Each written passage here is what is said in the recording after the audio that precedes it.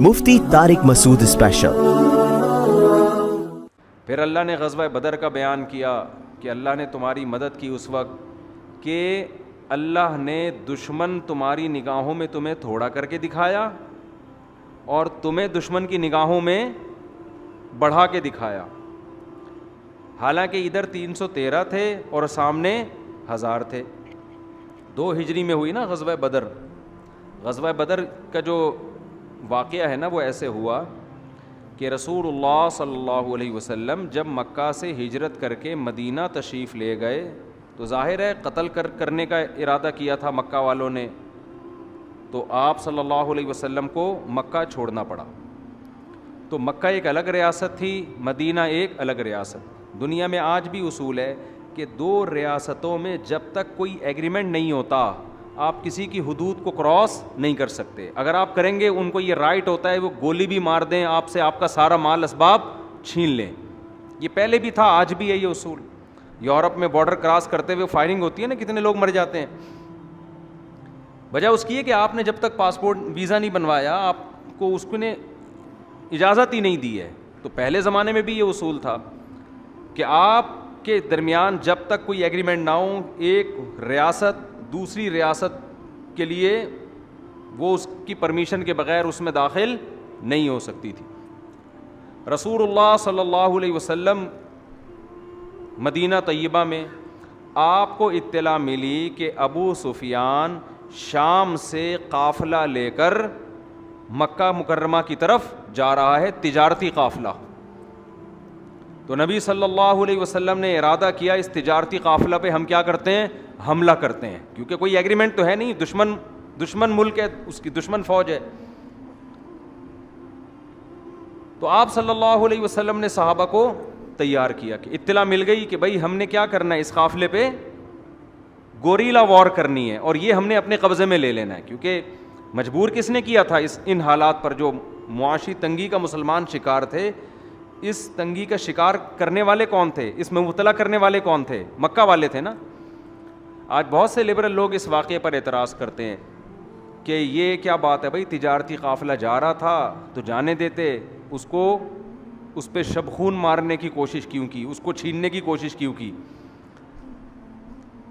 تو سوال یہ پیدا ہوتا ہے کہ آج آپ کسی ملک کے بارڈر میں جاؤ نا، اس ملک کی آرمی کو وہ پوچھے گی آپ سے بھائی کوئی کارڈ ہے، آپ کا کوئی کارڈ نہیں ہے، پھر ان سے بولو کہ آپ حقوق انسانی ہیومن رائٹس کا خیال کرتے ہوئے اس کو پروٹوکول دے کے تمیز سے کیا کر دو، رخصت کر دو۔ ایسا کہیں بھی نہیں ہوتا، کیونکہ یہ جنگ سمجھی جاتی ہے۔ اور پھر ان حالات پر مجبور کس نے کیا، مشرکین مکہ نے۔ یہاں بھی لبرل لوگ غلطی کرتے ہیں، وہ یہ کہتے ہیں کہ بھائی ان کا لیے ان کا مذہب اور مسلمانوں کے لیے مسلمانوں کا مذہب۔ تو ہم بھی تو یہی کہتے ہیں، رسول اللہ صلی اللہ علیہ وسلم نے مکہ میں 13 سال کوئی ڈنڈے کے زور پہ تھوڑی کسی کو اسلام کی دعوت دی ہے، آپ نے بتایا بھائی یہ راستہ غلط ہے۔ تو لبرلزم کا تقاضا یہ تھا کہ وہ کہتے بھائی جس نے ان کو فالو کرنا ہے ان کو فالو کرے، جس نے ہمارے بتوں کو فالو کرنا ہے وہ ہمارے بتوں کو فالو کرے۔ لیکن انہوں نے ایسا نہیں، انہوں نے قتل کی دھمکیاں دیں۔ حضرت ابو طالب جو اگرچہ غیر مسلم تھے لیکن آپ صلی اللہ علیہ وسلم کا ایک چچا ہونے کی وجہ سے دفاع کرتے رہے، تو حضرت ابو طالب کا خیال کرتے ہوئے انہوں نے نبی کو قتل نہیں کیا۔ بالآخر ایک وقت آیا کہ انہوں نے یعنی مشرکین مکہ نے کہا کہ اب کسی بھی صورت میں ہم آپ کو قتل کریں گے۔ تو یہ ظلم کس کی طرف سے تھا، مشرکین مکہ کی طرف سے تھا۔ پھر صحابہ پہ ظلم ہوا، ان سب کو ہجرت کرنی پڑی۔ یہ بالکل ایسے ہی ہے جیسے فرعون نے موسیٰ علیہ السلام سے کہا تھا کہ آپ مجھے دین کی دعوت دے رہے ہو، میں نے آپ کو اپنے گھر میں پال پوس کے بڑا کیا ہے، میرے آپ پر احسانات ہیں۔ تو موسیٰ علیہ السلام نے جواب میں کیا فرمایا کہ یہ بھی تو ایک نعمت ہے کہ تو نے بنی اسرائیل کو غلام بنایا ہوا ہے۔ کیا مطلب کہ اگر تو بنی اسرائیل کو غلام نہ بناتا، اس کے بچوں کو قتل نہ کرتا، تو میری ماں مجھے کبھی صندوق میں ڈالنے پر مجبور نہ ہوتی، اور نہ میں تیرے محل میں آتا اور نہ تیرے محل میں تربیت پاتا۔ یہ جو تربیت پر میں مجبور ہوا ہوں کہ تیرے محل میں پلوں بڑھوں، تو یہ بھی تو تیری حرکتوں کی وجہ سے ہوا ہوں۔ اس کی مثال ایسے جیسے آپ کسی کو گرفتار کر کے جیل میں ڈال دیں اور روٹی کھلا رہے ہیں صبح شام، اور 1 سال کے بعد آپ کو بولیں کہ میں نے تجھ پر کتنا احسان کیا کہ میں نے تجھے صبح شام 2 پراٹھے کھلائے ملائی کے ساتھ۔ تو اگلا کہے گا یہ مجبور جو میں تیرے ٹکڑوں پہ مجبور ہوا نا, یہ مجبور کس نے کیا ہے؟ تو نے کیا, ورنہ میرے دونوں ہاتھ دونوں پاؤں سلامت تھے, میں اپنے خرچے پہ کھا سکتا تھا. تو یہ تیرا احسان نہیں ہے, تیرا ظلم ہے جو تو نے مجھے جیل میں ڈال دیا. اب وہاں پراٹھے کھلا کے کیا کہہ رہے کہ میں تجھے کیا کھلا رہا ہوں؟ پراٹھے بھی کھلا رہا ہوں اور پراٹھے کے ساتھ ملائی بھی کھلا رہا ہوں. تو بعض لوگ کیا کرتے ہیں, ظلم کر کے آپ کو مجبور کر دیتے ہیں اور پھر کچھ احسان کر رہے ہوتے ہیں. جیسے بڑا بھائی, سارے بڑے بھائی ایسے نہیں ہوتے, چھوٹے یتیم بھائی یا یتیم بہن کی وراثت پہ قبضہ کر کے ان کو عید بقرعید پہ کپڑے بنا کے دے رہے ہوتے ہیں, اور پھر کہہ رہے ہوتے ہیں دیکھو ہم کتنے اچھے ہیں, ہم تمہارے اسکول کی فیسیں بھی دیتے ہیں, اور کوئی مسئلہ ہو تو ہمیں بتانا, ٹھیک ہے. تو بھائی تو جو ان پہ خرچ کر رہا ہے یہ اپنے باپ کے پیسوں سے تھوڑی کر رہا ہے, ان کے پیسوں سے کر رہا ہے. تو یہ بڑے ڈرامے دنیا میں ہو رہے ہیں. خیر, تو رسول اللہ صلی اللہ علیہ وسلم نے ارادہ کیا. دیکھو یہاں بھی نبی اسباب اختیار کر رہے ہیں, یہ بھی چیز سمجھنے کی ہے. آپ نے یہ نہیں فرمایا کہ نہیں ہم مدینہ میں آرام سے بیٹھے رہتے ہیں, کوئی قافلہ جا رہا ہے تو جانے دو, چلو ہمارے اخلاق سے وہ اتنے متاثر ہوں گے, ان کو پتہ چلے گا کہ قافلہ گزر گیا اور پھر بھی مسلمانوں نے کچھ بھی نہیں کہا, اتنا اچھا امیج ہمارا جائے گا. بھائی آپ کا امیج جتنا بھی اچھا جائے, ادھر مدینہ میں لوگ بھوک سے مریں گے. جو حالت کر کے رکھی ہوئی ہے, یہ بیچارے گھروں کو چھوڑ کر آئے ہیں جو مہاجر صحابہ ہیں, قسمہ پرسی میں ان سے ان کا مال چھین لیا گیا, ان کے بچوں کو ان سے جدا کر دیا گیا. تو اللہ سے دعائیں مانگیں, لیکن جہاں اسباب کا موقع ملے وہاں اسباب ترک نہیں کرنا ہے. تو آپ نے حکم دیا بھائی تیاری کرو, حکم دیا کیا کرنا ہے, تیاری کرو. ہم نے حملہ کرنا ہے. یہ جو تجارتی قافلہ جا رہا ہے 313 یا 312 افراد کو لے کر, چونکہ وہ قافلہ تو بہت بڑا تھا مگر ظاہر ہے وہ جنگ کے لیے تو نہیں جا رہا تھا, وہ تو تجارت کے لیے تھا. تو آپ صلی اللہ علیہ وسلم کا خیال یہ تھا کہ 313 افراد ہمارے لیے اس پر حملہ کرنے کے لیے بہت ہیں. کوئی فوج تھوڑی ہے, کوئی آرمی تھوڑی ہے لڑنے کے لیے جو آ رہی ہے. تو آپ نے اس چیز کو سیکرٹ رکھا کہ بھائی ان کو پتہ نہ چلے, اور ہم جا کے حملہ کرتے ہیں اور ان سے تجارتی مال چھین لیتے ہیں. لیکن اللہ کچھ اور ہی چاہتا تھا.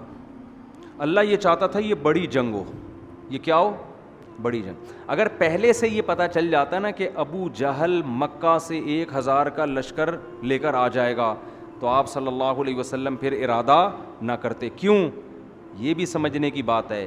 اسلام نے ہمیں جنگ میں بھی اسباب اختیار کرنے کا حکم دیا ہے. اپنے سے کئی گنا زیادہ طاقتور سے ہمیں پنگا لینے کی اجازت اسلام نے نہیں دی ہے. یہ اس لیے کہہ رہا ہوں, آج بہت سے نوجوان سر پھرے, وہ بس یہ کہتے ہیں اڑ جاؤ, پھاڑ دو, پھوڑ دو, توڑ دو, یہ کر دو, اللہ کی مدد آئے گی, 313,000 پہ غالب آ سکتے ہیں تو ہم نہیں آ سکتے. او بھائی وہ تو اللہ نے کر دیا تھا, ورنہ انہی جو آیتیں ہم نے آج پڑھی ہیں نا انہی میں آیا ہے کہ اے ایمان والو, ان یکم منکم مئۃ یغلبوا مئتین, میرا وعدہ ہے کہ 100 ہوگے تو 200 پہ غالب کروں گا, 1000 ہوگے تو 2000 پہ غالب کروں گا. کیا مطلب؟ اس سے کم میں میرا وعدہ نہیں ہے.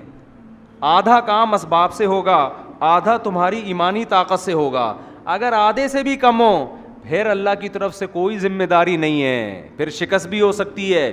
اسی لیے تمام فقہا کا اتفاق ہے کہ آپ اگر خود کسی ملک پہ کسی دشمن پہ اٹیک کر رہے ہیں تو یہ آپ کے لیے شرعاً اس وقت تک جائز نہیں ہے جب تک آپ کے پاس ان کی طاقت کی نسبت کم سے کم آدھی طاقت نہ ہو. آدھی سے کم ہے تو پھر آپ کو پنگا لینے کی اجازت نہیں ہے, کیونکہ آپ پھر خودکشی کہلائے گی. یہ نہیں, یہی بات میرا خیال ہے. اس کی مثال ویسے بھی ہے نا, 10 آدمی آپ سے لڑنے کے لیے آ رہے ہیں, آپ نے کہا نعرہ تکبیر لگا کے میں سب سے لڑوں گا. فلم میں تو لڑ لو گے آپ, فلم میں پاکستانی فلم ہوگی تو 20 سے بھی لڑ لو گے, انڈیا کی ہوگی تو 10 سے لڑ لو گے, انگریزوں کی ہوگی تو 2-4 سے زیادہ سے. لوگ کہتے ہیں نا, ہم بھی بچپن میں اللہ معاف فرمائے دیکھی تھی, توبہ کر لی تھی, تو اس میں دکھاتے تھے, پاکستانی میں دکھاتے تھے کہ دشمن وہاں کھڑا ہے, مکہ آپ نے یہاں سے مارا تو وہیں سے گر گیا جا کے نا, اور 25-30 آدمی اور لڑک گئے. انڈیا میں تھوڑا اور ریئلٹی دکھاتے تھے اور انگریزوں میں تھوڑا اور زیادہ دکھاتے تھے. تو یہ فلموں میں تو بہت ہوتا ہے اس طرح, لیکن گراؤنڈ ریئلٹی کو دیکھ کر جو اسلام نے حکم دیا ہے کہ آپ کو حکومت کے خلاف بغاوت کی بھی اجازت نہیں ہے جب تک کہ آپ کے پاس اسباب کی دنیا میں اتنی پاور نہ ہو کہ اسباب کی دنیا میں آپ کو غالب گمان ہو کہ ہم اس پہ قبضہ کر لیں گے. پہلی شرط. دوسری شرط, کہ قبضہ کر کے اس ظلم کو ختم بھی کر دیں گے. اتنی افرادی قوت ہمارے پاس ہے کہ وہ نظام کو کنٹرول بھی کر لیں گے. ورنہ ایسا نہ ہو کہ آپ نے قبضہ کیا اور اس کے بعد آپ کے پاس ملک سنبھالنے کے لیے لوگ ہیں نہیں, اور اس کا فائدہ اٹھا کے کسی ملک دشمن نے آپ پر حملہ کر دیا. یہ ایسا ہی ہے جیسے آپ نے ایک پھل کاٹا, نیچے ٹوکری آپ کے دشمن نے رکھی ہوئی ہے, وہ کاٹا اور وہ پھل لے کے نکل لیا. تو اسلامی ملکوں میں یہ بھی بڑا مسئلہ ہے. بہت سے لوگ بغاوت کی باتیں کرتے ہیں. بھائی آپ نے اگر اسلامی ملکوں میں آج بغاوت کی, رزلٹ آپ کے حق میں نہیں آئے گا, بلکہ رزلٹ کوئی اسلام دشمن قوتیں اٹھائیں گی, اس کا فائدہ ان کو فائدہ ہو جائے گا, اس کا آپ کو نہیں ہوگا فائدہ. تو یہ تمام گراؤنڈ ریئلٹی کو شریعت نے سامنے رکھنے کا حکم دیا ہے. یہ بار بار میں اس لیے وضاحت کر رہا ہوں کہ غزوہ بدر کے واقعے میں لوگ کہتے ہیں یار وہ بھی تو صرف 313 تھے اور ان کے پاس تو اسلحہ بھی نہیں تھا, جب وہ 1000 پہ غالب آ سکتے ہیں تو ہم کیوں نہیں آ سکتے. تو وہ نبی نے کا ارادہ لڑائی کا نہیں تھا. نبی کا ارادہ کیا تھا؟ اس تجارتی قافلے پہ حملہ کرنے کا. لیکن اللہ نے خود قرآن میں کہا کہ ہم کچھ اور چاہتے تھے. ہم چاہتے تھے اسلام کا ایک معجزہ دنیا کے سامنے ظاہر ہو جائے اور صحابہ کو موٹیویشن ملے کہ کتنے کمزور تھے, اللہ نے تمہارے نہ چاہتے ہوئے بھی تمہیں بہت بڑی طاقتور جماعت سے لڑا کے تمہیں فتح دے دی ہے. تو صحابہ کا جذبہ اس سے کیا ہو گیا؟ بڑھ گیا. تو اب ہوا یہ کہ ابو سفیان کو پتہ چل گیا کہیں سے کہ بھئی یہ قافلہ جو ہے نبی صلی اللہ علیہ وسلم 313 کہیں مخبریاں پہلے بھی ہوتی تھی, آج بھی ہوتی ہیں, ادھر کی ادھر کی, یہ چلتا ہے. تو کہیں سے مخبری ہو گئی. ابو سفیان نے فوراً مکہ مکرمہ میں ابو جہل کے پاس قاصد بھیجا اور کہا کہ بھائی ہمارا تجارتی قافلہ آ رہا ہے, کروڑوں روپے کا, اربوں روپے کا مال ہے, اور محمد صلی اللہ علیہ وسلم نے اپنے ساتھیوں سمیت اس قافلے پہ حملہ کرنے کا ارادہ کیا ہے, فوراً ہماری مدد کے لیے پہنچو. سمجھتے ہیں؟ ادھر ابو جہل نے تیاری شروع کر دی. بڑے بڑے جو عرب کے سردار تھے نا, انہوں نے بھی تیاری شروع کر دی. کچھ سردار ایسے تھے جن کو یہ تھا کہ اس جنگ میں ہم پٹ بھی سکتے ہیں طبیعت سے ٹھیک ہے نا, کیونکہ وہ نبی کو 13 سال دیکھ چکے تھے. دل میں ان کا یہ تھا کہ یہ انہوں نے زندگی بھر کبھی جھوٹ نہیں بولا, یہ سچے نبی ہیں, لیکن قوم پرستی اور باپ دادا کی اندھی تقلید کی وجہ سے آپ پر ایمان نہیں لائے. تو وہ چاہ رہے تھے کہ ہم نہ جائیں. 3 مشہور سرداروں کے نام آتے ہیں. یہ 3 بڑے سردار تھے, تو ان کا پروگرام بنا کہ ہم پتلی گلی سے نکل لیتے ہیں. ابو جہل نے سب سے بڑا اس میں کردار کیا. سب کو جا کے غیرت کے تانے دیے, تم لوگ غیرت نہیں ہے, قوم کا کس کے لیے لڑنے کا جذبہ نہیں ہے, اس طرح کے تانے دے کے نا سب کو جنگ کے لیے تیار کیا. ادھر یہ ہوا کہ جب ابو سفیان کو پتہ چلا نا کہ یہ نبی نے ارادہ کر لیا ہے, تو اس نے راستہ تبدیل کر دیا. راستہ تبدیل کر کے وہ بخیر و عافیت کہاں پہنچ گیا؟ مکہ. وہاں جا کے بہت سے سمجھدار لوگوں نے مشورہ دیا کہ بھائی اب ہمیں جنگ کرنے کی ضرورت نہیں, ہمارا مقصد تھا تجارتی قافلے کی حفاظت کرنا, وہ بخیر و عافیت آ گیا ہے, تمیز سے آرام سے ہنسی خوشی زندگی گزارو, مسلمانوں سے خامخواہ میں پنگا لینے کی کوشش بولو نہیں کرو. اس میں سب سے بڑا کردار تھا ابو جہل کا. وہ طاقت اور تکبر میں نا کہ نہیں اب تو موقع ملا انتقام لینے کا, یہ لوگ بدر کے مقام پہ پہنچ رہے ہیں, تو ہم اب ان کو 313 افراد کو واپس جانے نہیں دیں گے, اب ہم ان کو گھیر کے قتل کریں گے. تو 1000 کا لشکر لے کے بہت سے لوگوں کو اس نے نا پن کر کے, جو پیچھے رہنا چاہتے تھے, عرب کے بڑے سردار تھے, ان کو ڈر تھا. ایک تو ان میں ایسا تھا جس کے بارے میں اس کے غلام نے اس کو بتایا کہ میں نے نبی صلی اللہ علیہ وسلم سے سنا ہے کہ تو نبی کے ہاتھوں قتل ہوگا. اس کو نا یہ پیش گوئی کھا رہی تھی کہ یار یہ میرے غلام نے پیش گوئی کی ہے کہ اس نے نبی سے سنا ہے, اور محمد صلی اللہ علیہ وسلم نے آج تک جھوٹ نہیں بولا. تو اس کو اپنی موت نظر آ رہی تھی. خیر یہ لوگ نکلے ہیں. تو اب کیا ہوا ہے کہ یہ بدر کے مقام پہ پہنچ گئے. اب صحابہ کے پاس واپسی کا آپشن ختم, اب تو جا ہی نہیں سکتے واپس, اب سوائے اس کے کہ اس سے لڑیں, اس لشکر سے جو تعداد میں زیادہ, اسلحے میں زیادہ, تو اسباب کی دنیا میں ممکن نہیں تھا. لہذا نبی صلی اللہ علیہ وسلم نے صحابہ کرام کو جمع کر کے ان کے سامنے آپ نے خطاب کیا. تو زید ابن ارقم رضی اللہ تعالیٰ عنہ نے وہ انصاری صحابی تھے, حالانکہ مہاجر نہیں تھے, انہوں نے عرض کیا یا رسول اللہ ہم بنی اسرائیل، کیونکہ مسئلہ یہ ہے نا کہ بہت تھوڑے سے ہیں، اسلحہ بھی نہیں ہے، تو کیسے لڑیں؟ یہ تو پوری تیاری کے ساتھ آئے ہوئے ہیں، عملاً تو ممکن نہیں ہے، لیکن آپ کے پاس اب کوئی آپشن بھی نہیں ہے۔ تو زید ابن ارقم رضی اللہ تعالیٰ عنہ نے عرض کیا یا رسول اللہ ہم یہاں سے بھاگیں گے نہیں، اور ہم بنی اسرائیل کی طرح ہرگز نہیں ہیں جنہوں نے حضرت موسیٰ سے کہہ دیا تھا کہ آپ جائیں اور آپ کا رب جائیں، دونوں لڑیں، انا ہاہنا قاعدون، ہم یہیں بیٹھ کے تماشا دیکھیں گے۔ نا نا نا نا نا، ہم آپ کے ساتھ خون کے آخری قطرے تک لڑیں گے، آپ ہمیں اگر آگ میں چھلانگ مارنے کا حکم دیں ہم اس میں بھی چھلانگ مار دیں گے۔ ایسے موقع پہ جب اپنے ساتھیوں کی طرف سے ایسی بات اور ایسا جذبہ ہونا تو یہ کوئی چھوٹی بات نہیں ہوتی۔ نبی صلی اللہ علیہ وسلم اس قدر خوش ہوئے، بہت خوش ہوئے، پھر باقی صحابہ نے بھی اسی طرح کے الفاظ کہے کہ ہم لڑیں گے آپ کے ساتھ۔ حضرت ابو بکر، حضرت علی، اب ہوا کیا ہے کہ جب جنگ شروع ہوئی ہے، اچھا ان 313 میں زیادہ تر مہاجر صحابہ تھے، انصار کم تھے۔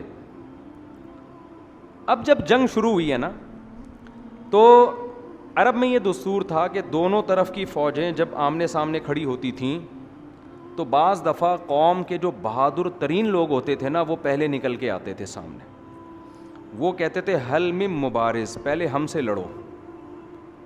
یہ بڑا نعرہ ہوتا تھا، اس لیے کہ مطلب یہ ہے کہ جب تک ہمارے مقابلے میں کوئی آ کے ہم سے لڑے، ہم قتل نہ ہو جائیں یا وہ قتل ہو جائے۔ ڈان کا سنا ہے نا، یہ ڈان وان جو ہوتے ہیں، ہمارے ایک دوست سے میں نے پوچھا یہ ڈان کیا ہوتا ہے، کہتے ہیں یہ ڈان آج کل جو ڈان ہوتا ہے نا، ڈان کہتے ہیں کہ جی جس کی بڑی کسی بندے سے لڑائی ہوئی ہو، دونوں میں سے جب تک ایک قتل نہ ہو جائے تو جنگ ختم نہ ہو۔ واللہ عالم حقیقت ہے یا نہیں ہے مجھے نہیں پتا، ہم نے جو ڈان بریڈ دیکھی ہے وہ جو آج کل مارکیٹ میں، تو اب یہ فلموں میں ہوتا ہے، یہ حقیقت میں ہمیں نہیں پتا، لیکن عرب میں جنگوں میں ایسا ہوتا تھا کہ ادھر کا ڈان نکل کے آتا تھا، صحیح ہے نا، وہ کہتا تھا کہ پہلے ہم سے لڑو، جنگ بعد میں شروع ہوگی، ادھر سے کوئی بہادر آئے گا، دونوں لڑیں گے، جب تک دونوں میں سے ایک قتل نہیں ہو جائے گا لڑائی شروع نہیں ہوگی۔ یہ بہت بڑے فنٹر کا کام ہو سکتا تھا، یہ معمولی آدمی کا کام نہیں۔ تو اب یہ جو 3 سردار تھے نا، ولید ابن عتبہ، عتبہ ابن شیبہ اور ایک تیسرا، ان تینوں کو شرمندگی تھی کہ ہم اس جنگ میں آنے سے پیچھے ہٹ رہے تھے، اور بدر میں آنے کے بعد بھی انہوں نے مشورے دیے تھے کہ نکل لو پتلی گلی سے آرام سے، اسی میں عافیت ہے، لشکر ہمارا خیر و عافیت کے ساتھ بچ گیا ہے، تو اب واپس۔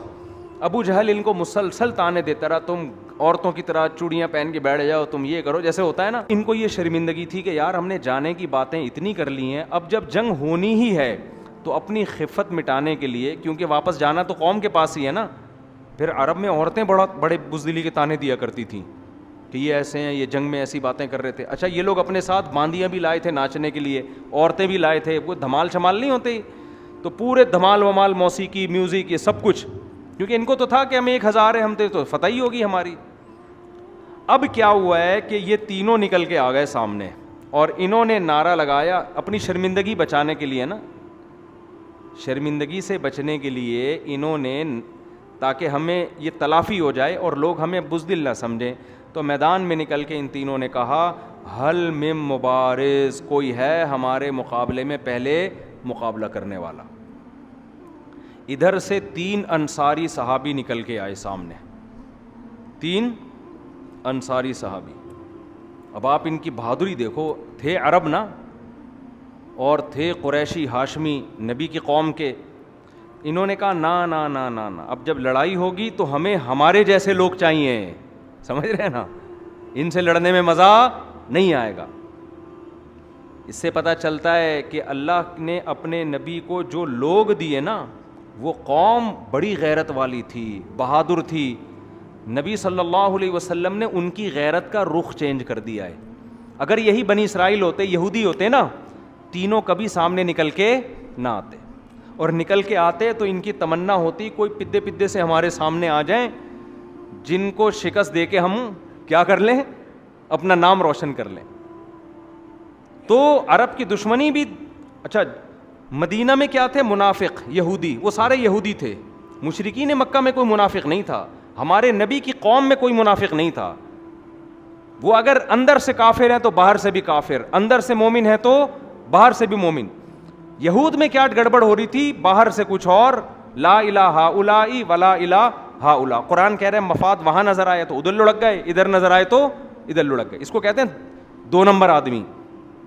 تو یہ تینوں نکل کے آئے, انہوں نے کہا کہ بھئی 3 بندے آ جائیں وہاں سے. تو وہ جب آئے تو انہوں نے کہا نا نا نا نا, یہ ہمارے اکفا نہیں ہے, ہمارے کفو نہیں ہے.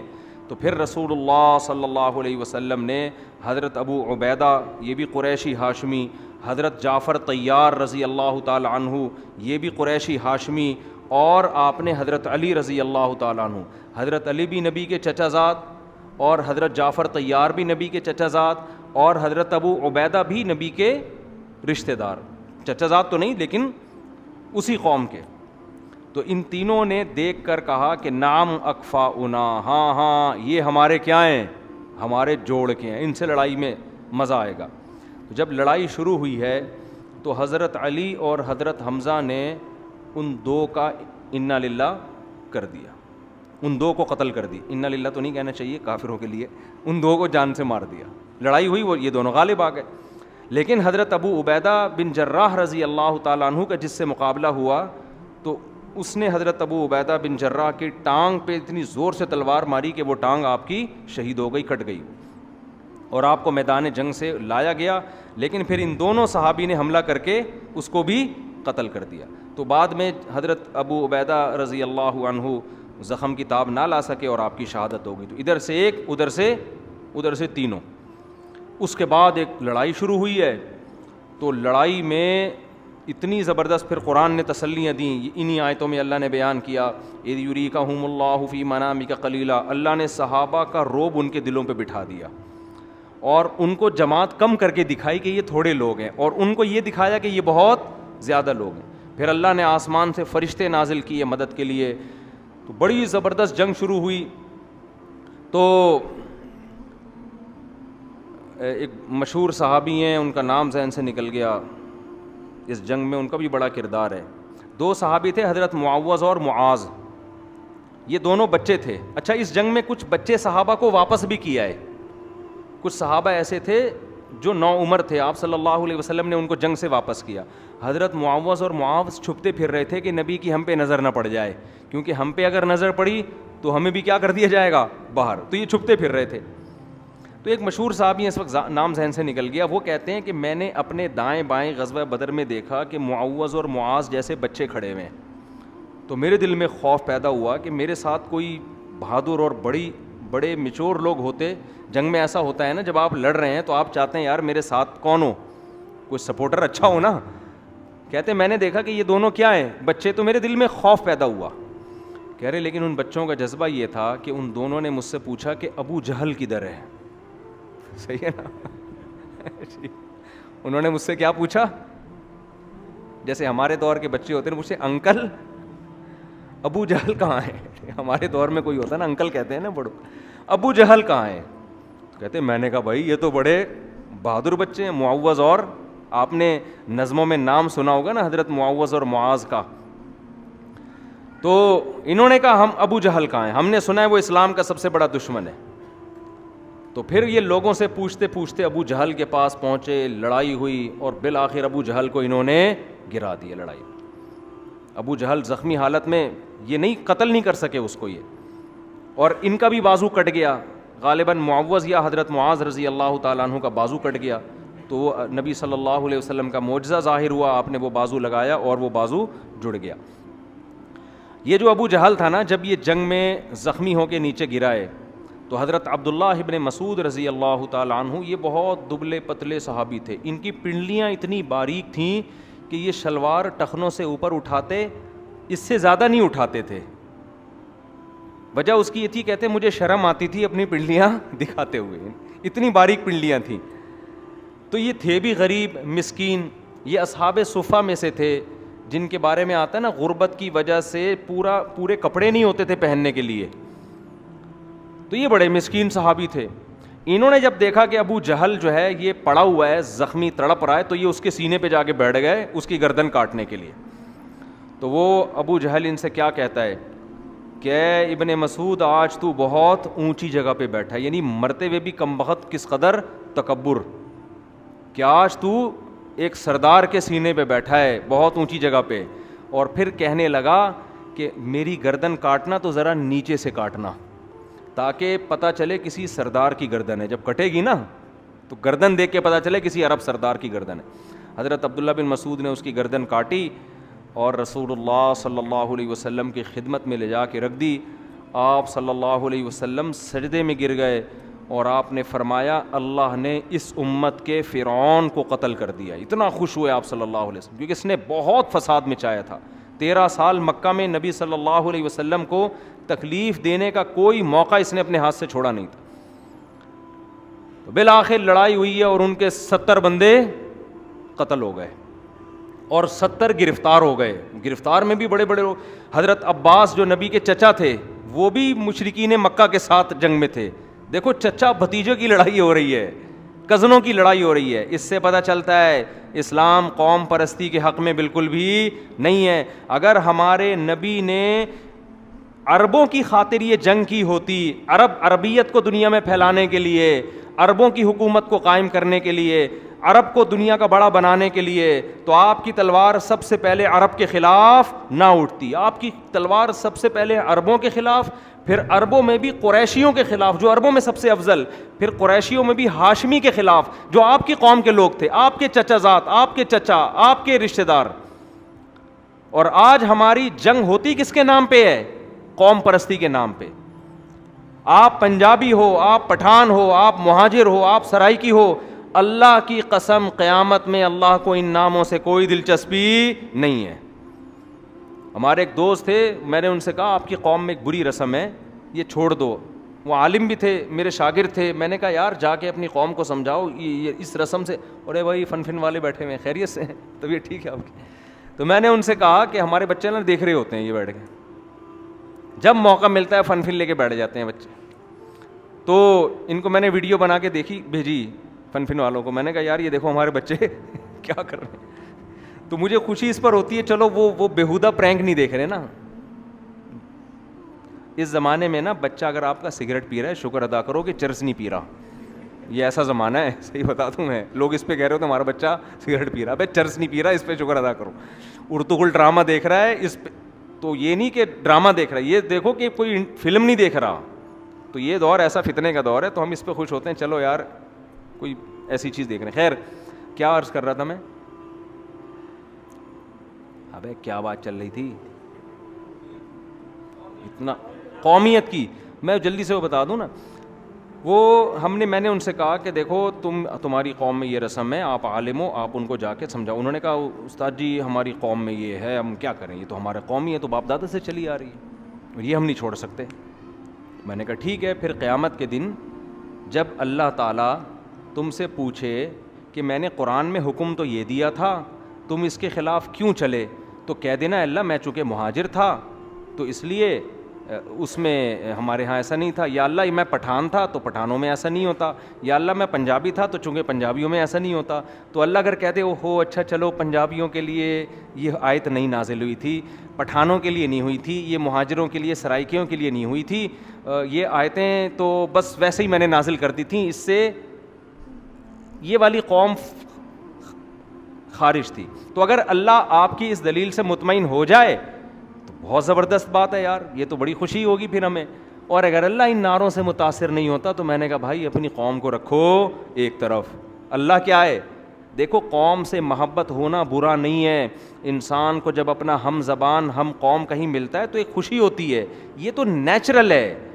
لیکن قوم پرستی میں اپنی قوم کی ظلم میں حمایت کرنا اور دوسری قوم کی حق میں بھی مخالفت کرنا, یہ اللہ کو عمل پسند نہیں ہے. باقی قوم سے محبت ہونا ہی تو نیچرل ہے.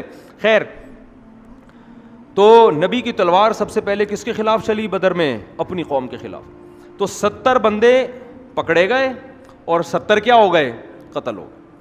یہ ایسا کام ہو گیا جس کی توقع بالکل بھی نہیں تھی کہ یہ کیا ہو گیا.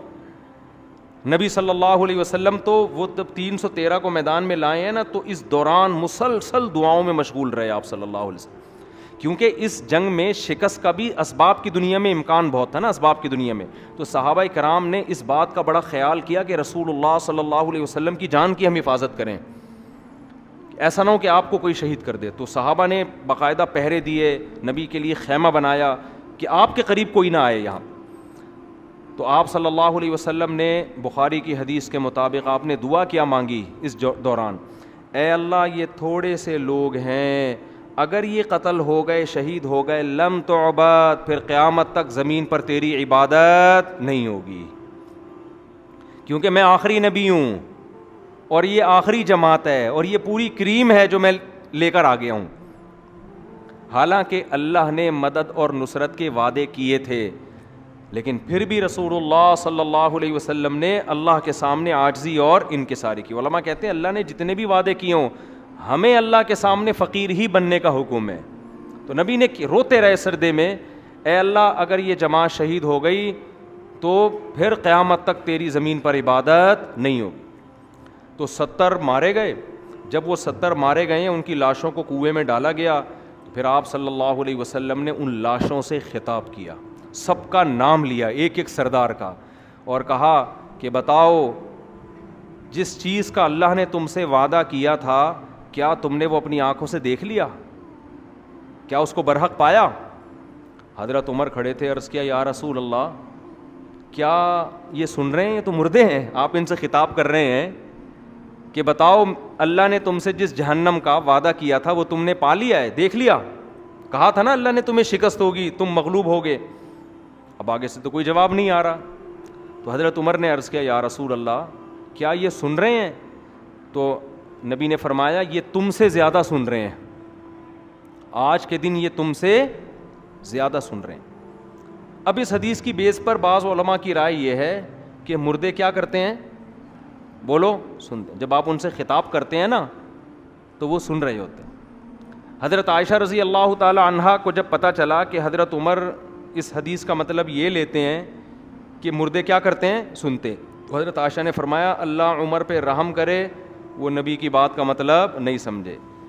حضرت عائشہ نے اس حدیث کا مفہوم یہ بیان کیا کہ سننے کا مطلب میری بات سنے نہ سنے، یعنی جو سننے کا مقصد تھا وہ آج ان کو زیادہ حاصل ہو رہا ہے. یعنی ہماری تو نہیں سن رہے لیکن جو ہم کہنا چاہتے ہیں نا یہ اپنی آنکھوں سے دیکھ رہے ہیں.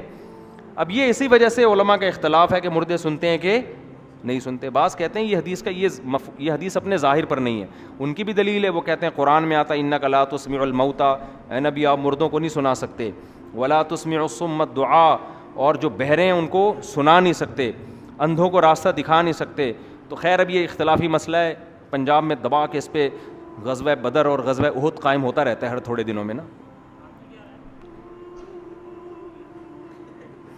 میری رائے کہ نہیں سنتے، کسی بعض لوگوں کی رائے کو سنتے ہیں، تو ہمیں کیا کرنا ہے؟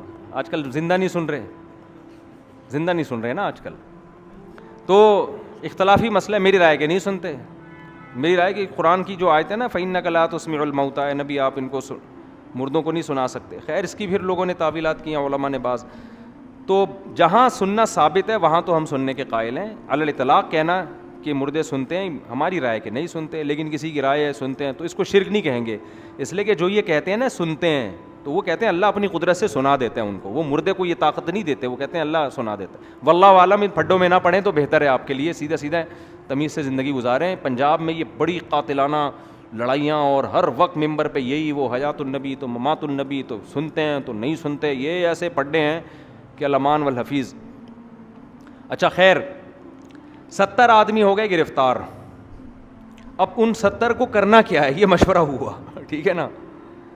حضرت عمر رضی اللہ تعالیٰ عنہ نے حسب معمول مشورہ یہ دیا، ان میں غیرت دینی حمیت بہت تھی. انہوں نے عرض کیا یا رسول اللہ جو جس کا رشتہ دار ہے اس کے حوالے کیا جائے اور وہ اس کی گردن اپنے ہاتھوں سے اڑائے، تاکہ یہ قوم پرستی کا کیا ہو، بالکل خاتمہ. اللہ خوش ہوگا. دیکھو میری خاطر اپنے رشتوں کو نہیں چھوڑا. تو 70 کو قتل کیا جائے، ایک کو بھی نہیں چھوڑا جائے. نبی صلی اللہ علیہ وسلم کی رائے ایسے موقعوں پہ ہمیشہ نرم رہی ہے. حضرت ابو بکر کی رائے بھی ہمیشہ ایسے موقعوں پہ نرم رہی ہے. حضرت ابو بکر ذرا نرم دل تھے اور ہمارے نبی کی طبیعت پہ تو تھا ہی جمال غالب. تو آپ کا مشورہ یہ تھا کہ یہ ہمارے اپنے لوگ ہیں, آج یہ ہمارے دشمن ہیں, کل یہ ہمارے دوست بھی بن سکتے ہیں, تو کیوں نہ ہم ان کو فدیہ لے کے چھوڑ دیں. فدیہ سے فائدہ یہ ہوگا ہمارے معاشی حالات اچھے ہوں گے. دوسرا, ان میں جن کو پڑھنا آتا ہے ان سے ہم پڑھنا سیکھ لیں, تو مدینہ میں ہمارے بچے کیا ہو جائیں گے, لکھنا پڑھنا جان جائیں گے. ان سے فائدہ اٹھایا جائے, ان کو چھوڑ دیا جائے, کیونکہ یہی لوگ کل ہمارے دست و بازو بھی بن سکتے ہیں, کیونکہ نبی جانتے تھے نا ان کی صلاحیتیں, یہی ہمارے کل مددگار بنیں گے. تو مشورے پر عمل ہوا اور آپ صلی اللہ علیہ وسلم نے ان سب کو فدیہ لے کے چھوڑ دیا. لیکن قرآن میں اللہ نے اس پر تنبیہ فرمائی اور اللہ نے فرمایا کہ اللہ کو آپ کا فدیہ لے کے ان کو چھوڑنے کا عمل پسند نہیں آیا. تبتغوا تریدون عرض الدنیا, تم دنیا کے پیسے چاہتے ہو. کیا مطلب, یہ وہ لوگ تھے جنہوں نے اس قدر اسلام کو نقصان پہنچایا, تو ایسے موقع پہ اللہ نے حمایت کس کی حضرت عمر کی. حضرت عمر جب حضرت ابو بکر اور نبی کے پاس گئے تو دیکھا وہ بیٹھے رو رہے ہیں. عرض کیا یا رسول اللہ آپ کیوں رو رہے ہیں؟ فرمایا اللہ کا عذاب قریب تھا کہ ہم پہ نازل ہو جاتا, لیکن پھر اللہ نے اپنا رحم کر کے اس عذاب کو ہم سے ساقط کر دیا. تو کچھ کام حضرت عمر نے ایسے کیے ہیں کہ حضرت عمر نے وہ مشورہ دیا اور وہ مشورہ آسمان سے آیتیں بن کے نازل ہوا. حضرت عمر نے مشورہ دیا کہ آپ پردے کا حکم دیں مسلمان عورتوں کو. تھوڑے دنوں میں آیتیں نازل ہو گئیں کہ اے نبی آپ اپنی زوجات اور اپنی بیٹیاں اور مسلمان عورتوں کو حکم دیں کہ گھر سے پردے کے بغیر نہ نکلا کریں. بہت ساری آیتیں ایسی ہیں جو حضرت عمر کی موافقت میں نازل ہوئی ہیں. جب امی عائشہ پہ تہمت لگی نا, تو بعض سیدھے سادے صحابہ منافقین کی باتوں میں آ گئے کہ اچھا بھائی اس کی تحقیق ہونی چاہیے, اچھا بھائی گواہ لے کر آؤ. حضرت عمر کو جب پتہ چلا نا کہ امی عائشہ پہ تہمت لگی ہے, حضرت عمر نے فرمایا سبحانک ھذا بہتان عظیم, کہا اللہ تو ہر عیب سے پاک ہے, پیغمبر کی زوجہ کیسے کر سکتی ہیں, یہ بہت بڑا بہتان ہے. انہوں نے کہا یہ سننے کی بات ہی نہیں ہے, یہ جس نے بولا ہے جھوٹ بولا ہے. قرآن نے جب آیتیں نازل کی نا حضرت عائشہ کی براءت میں اور حضرت عائشہ کی پاک دامنی میں, تو بالکل قرآن کے الفاظ یہی تھے. صحابہ کو اللہ نے تنبیہ کی لولا سمعتموہ قلتم ما یکون لنا ان نتکلم بہذا, تم نے یہ کیوں نہیں کہا کہ ہم اس پہ بات بھی نہیں کریں گے. سبحانک ھذا بہتان عظیم, یہ تو بہت بڑا بہتان ہے. تو یہ آیت بھی کس کی موافقت میں تھی؟ حضرت عمر.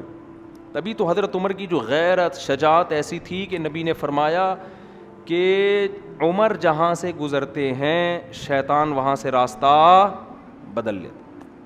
الٹا شیطان ڈر رہا ہے شیطان ڈر رہا ہے ان سے. تو غیرت اور حمیت بہت زیادہ تھی. خیر, لیکن بہرحال اس کا فائدہ ہوا مستقبل میں. حضرت عباس بھی ایمان لے کر آئے اور ان میں سے بہت سارے لوگ ایمان لے کر آئے جو مسلمانوں کے لیے پھر ان کی طاقت اور قوت کا ذریعہ بنے. تو لیکن ہوا کیا کہ یہ جو 70 چھوڑ دیے گئے, یہ گئے ہیں, ان میں بہت سے دوبارہ تیاری کر کے اور نئے لوگوں کو لا کر غزوہ احد میں انہوں نے حملہ کیا اور مسلمانوں کے 70 افراد شہید کر دیے. تو گویا اللہ تعالیٰ نے بتا دیا کہ یہ جو تم نے 70 چھوڑے تھے ان کے بدلے میں ہم نے تم سے 70 لے لیے. تو یہ غزوہ بدر تھی. اس میں اللہ تعالیٰ نے اور اس میں بہت لمبی اور بھی بہت کچھ ہے, وقت پھر پورا ہو جاتا ہے. میں پھر چاہتا ہوں کہ چیدہ آیتیں یہ ساری آپ کے سامنے آ جائیں.